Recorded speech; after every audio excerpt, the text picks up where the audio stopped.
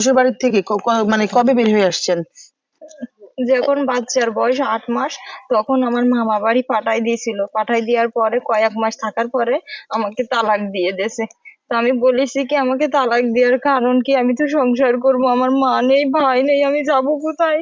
তখন বলতেছে বাচ্চা সাদা হয়েছে, এরকম হয়েছে কেন, আমাদের মতো হয়নি কেন, তাই বলে আমাকে তালাক দিয়ে দিয়েছে। আপনি তালাক দেওয়ার পরে এই আপনার বাবার বাড়ি অবস্থান করতেছেন, তাই তো জি, মনির আপা? জি।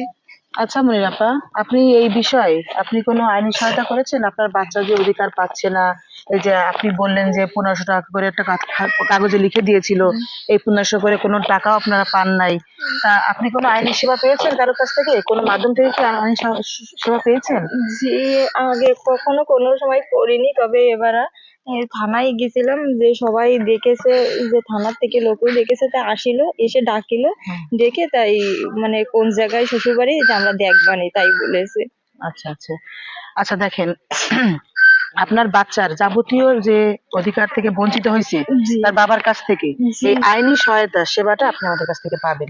আমরা আলহামদুলিল্লাহ। মানবাধিকার আপা অধিকার তাই বাস্তবায়ন যেন পায় ফাউন্ডেশন আপা। আপনাকে সহযোগিতা করবে। আপনার বাচ্চার, আপনি বারবার বলতেছেন যে আমার বাচ্চাটা যেন তার বাবার পিতৃ পরিচয়টা হ্যাঁ পায় আবার এবং তার কাছ থেকে যেন ভরণ পোষণ পায়, জি আপা। সেটা অবশ্যই ইনশাল্লাহ আপনি পাবেন।